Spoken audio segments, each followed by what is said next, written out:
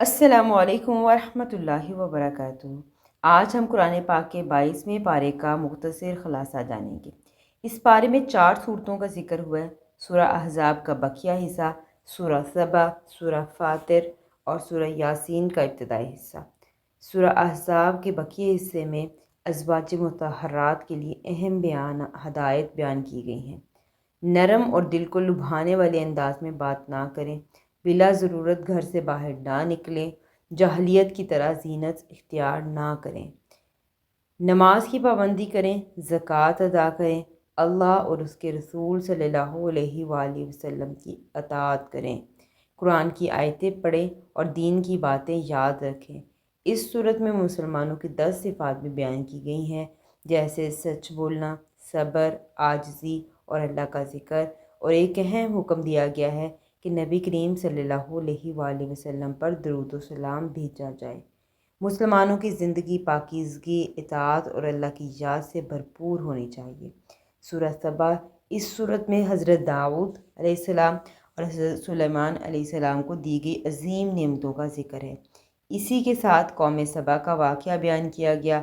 اللہ نے انہیں بہت سی نعمتیں دیں، لیکن انہوں نے ناشکری اور غرور کیا، جس کے نتیجے میں ان کی خوشحال بستی تباہ ہو گئی۔ پیغام کیا ملتا ہے کہ اللہ کی نعمتوں پر شکر کرنا ضروری ہے، ورنہ نعمتیں چھن بھی سکتی ہیں۔ سورہ فاطر، اس صورت میں اللہ کی قدرت اور توحید کے دلائل بیان کیے گئے ہیں۔ ساتھ ہی بتایا گیا ہے کہ مسلمان 3 قسم کے ہوتے ہیں: وہ جو گناہوں میں مبتلا ہو جاتے ہیں، وہ جن کی نیکیاں اور گناہ برابر ہو جاتے ہیں، اور وہ نیکیوں میں سب سے آگے بڑھ جاتے ہیں۔ 3 طرح کے مسلمانوں کا یہاں پر ذکر ہو رہا ہے۔ پیغام کیا ہے کہ ہمیں کوشش کرنی چاہیے کہ ہم نیکیوں میں آگے بڑھنے والوں میں شامل ہوں۔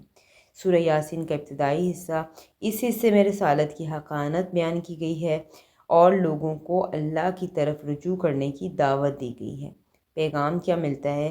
وہ جو لوگ اللہ کے پیغام کو قبول کرتے ہیں وہ کامیاب ہوتے ہیں، اور جو انکار کرتے ہیں وہ نقصان میں رہتے ہیں۔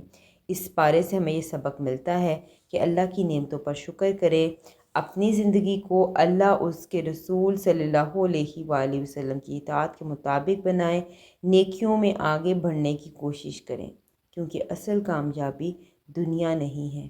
دنیا بہت تھوڑے عرصے کے لیے ہے، دنیا صرف آزمائش کے لیے ہے، دنیا ایک امتحان کا وقت ہے، جبکہ اصل کامیابی آخرت کی ہے، جو کہ دائمی ہے اور جس میں ہمیں ہمیشہ ہمیشہ رہنا ہوگا۔ تو اللہ تعالیٰ سے دعا ہے کہ اللہ تعالیٰ ہمیں دنیا اور آخرت دونوں کی بھلائیاں عطا فرمائے۔ اللہ سے دعا ہے کہ اللہ ہمیں نیکیوں میں سبقت لے جانے والوں میں شامل کرے۔ آمین یا رب العالمین۔